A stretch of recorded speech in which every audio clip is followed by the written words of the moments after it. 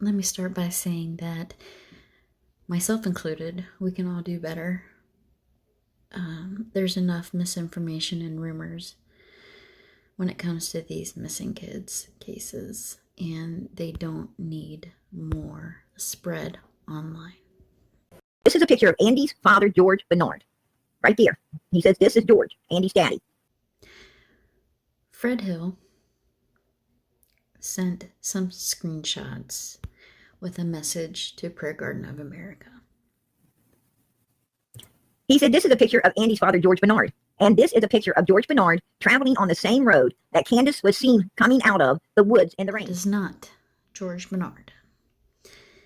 That is not a red truck on Light Hollow Road. I got a tip from an individual who told me they live on the next holler next to Ben Hill Road, Light Hollow Road. That is the next holler over, the next road over. And they sent me an interesting email, a tip, and let me know some interesting information. I want to share that with you now. Check this out. JLR received an email, and the person said their name was Jason, and stated that Candace Wells was spotted on Light Hollow Road on June 15th at 3:45.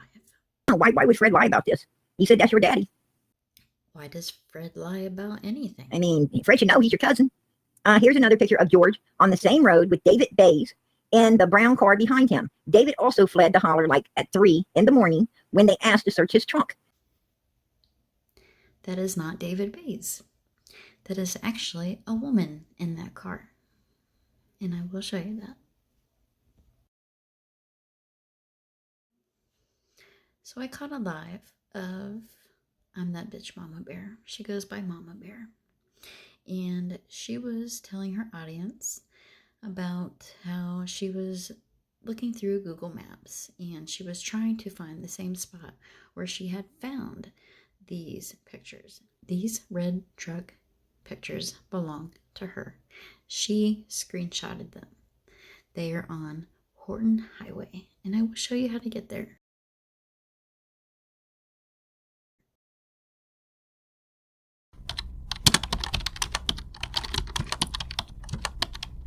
Go eat, then you know I'm gon' feed him. If you're coming for me, hope you're ready for a demon. I got eyes in the back of my head, I'm seeing. Take me for granted and you know I'm leaving. I'ma take what's mine with the webs I'm weaving. I could take... Sure. No, ma'am. I had done a picture here a while back. I seen it on Google Maps. We were just looking, like over in that area. And I screenshotted a picture from the computer. Remember this picture that I screenshotted? We were on Google Live. Let me find another better one that I had up a while ago. It's this picture when we were on the live that I had looked up. That picture. And I remember we looked it up on Google because there's a little Google bars trying to find out what year it was, basically. Matter of fact, here's the car that was behind it. Right there's the car that was behind it. But I don't remember what year. It was 20. I'm telling you, I don't remember. Y'all welcome Fred in, please. So what's interesting is in this particular live, Fred shows up.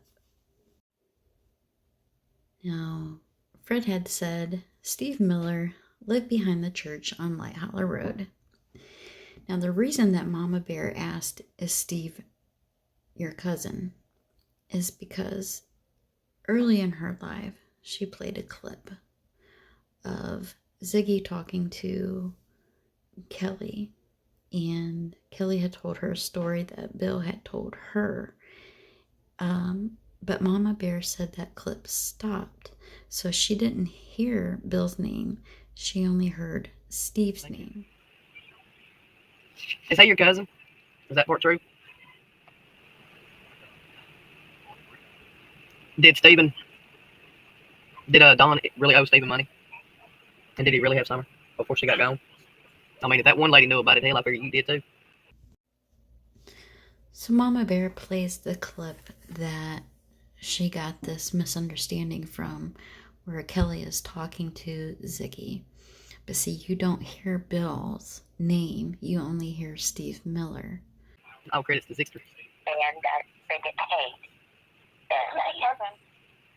Now see, right there you hear Ziggy say, who's his cousin? And Kelly says, Steve Miller. His name's Steve. I wonder if that's his cousin Miller. Steve Miller. And, he's a little bit. We were just talking about Steve Miller. He's like a little bit younger than I am. And he said that he didn't get paid, and he saw Don at a stoplight, and got out of the car and went over there and confronted him and followed him to his house, demanding to be paid. Yeah. Did Don pay him? He says he did, because he said that he had a gun and that he held Summer work for him. And that's where it cut off. Now, that clip did not cut off there, so I'm not sure if someone sent Mama Bear that clip, because it actually sounds scrambled at the end too. So here is the rest of that clip. Some of up. Here's let's see. And that's how the wrestling said the cartel was on its own. Yeah. Oh, here's Kelly. No. He didn't get paid, and he saw Don at a stoplight. And here's Miss Kelly Mignon or whatever. Yeah. I don't really hear any nicknames. So nobody called him like Wild Bill or Drunk Billy? I heard Wild Bill, but I never heard Drunk Billy. Did you know? Do you know if he ever lived on the Wells property? I didn't hear that. He said that he worked for Don. Yeah. Briefly. But that's been a while back. You don't know, like. For some reason, I'm not seeing our calls. Maybe they're not. Oh, there's one. Years ago. There we go. We didn't start talking until November all the time. Him and his cousin both had worked for him, and they get paid. His cousin? His name's Steve. I wonder if that's his cousin Miller. Steve Miller. And, he's a little bit. We were just talking about Steve Miller. He's like a little bit younger than I am. And he said that he didn't get paid, and he saw Don at a stoplight, and got out of the car and went over there and confronted him and followed him to his house, demanding to be paid. Yeah. Did Don pay him? He says he did, because he said that he had a gun and that he held Summer until Don came out with money. But he said that he didn't get paid because Don smoked the money away on crack. Yeah. So if you smoke all your money away on crack, you don't have money hiding in your house. Yeah. Did he tried to tell you that he held Summer ransom? But he just held her hand in the kitchen while Don went and got money. Oh, was he planning on threatening to take Summer or anything? He didn't say anything like that. He just seemed so confident that Don had money in the house. And I'm going to be honest with you. I have no reason to lie. I'm not on any kind of he's here. or anything like that. Totally. And then the original,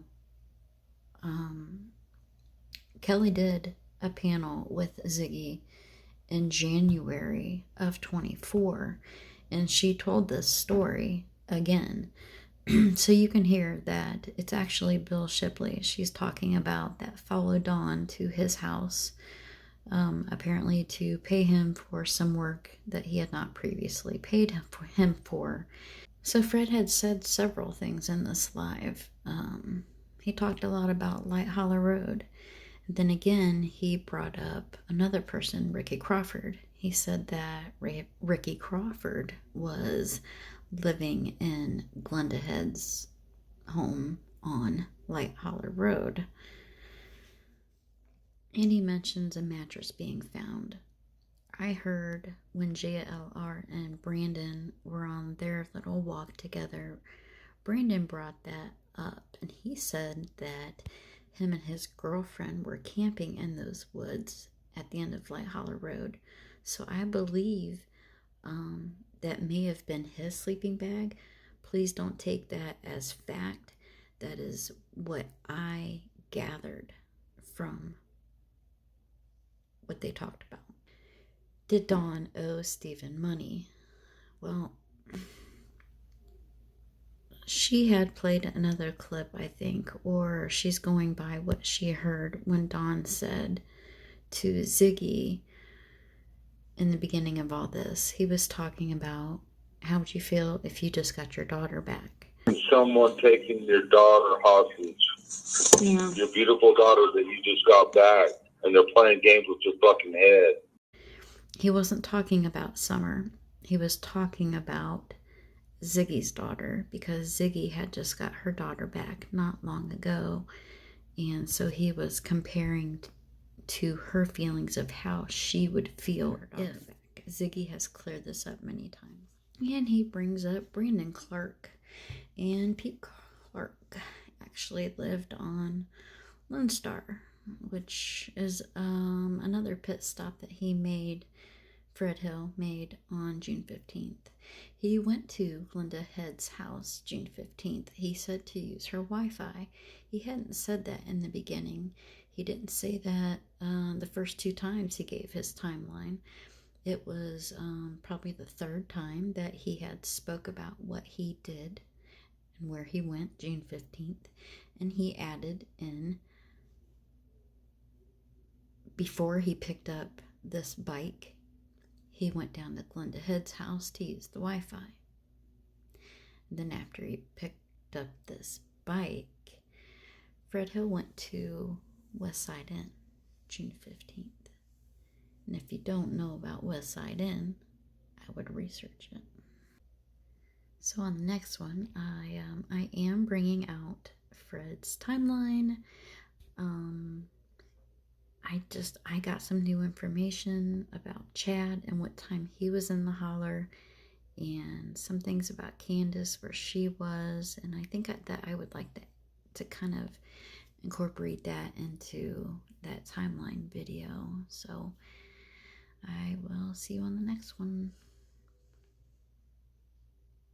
Oh, and I also have Roy Simpson's autopsy report and death certificate. I will not be showing it, but I think I've been working on like a little diagram and putting what injuries he had.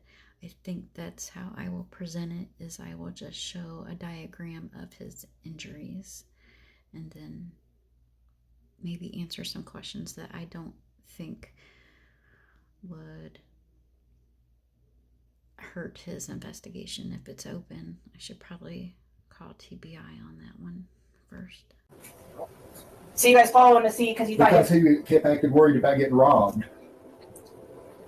for some reason. That's what we was more concerned about at the time, because he kept letting on, like, with all that money on him and stuff, he was worried about getting robbed. He was wanting to get back home. So did he know you guys were following him? No. Just being nosy? Yeah. And then you followed him to that. We went to top of the mountain there at Mountain View and turned from Mountain View on. I'm trying to think, what is that, Big Mountain or Mountain Trail or something that he pulled onto and back into the church. Cotton Simpson. And that's where his vehicle was found the next day and stuff.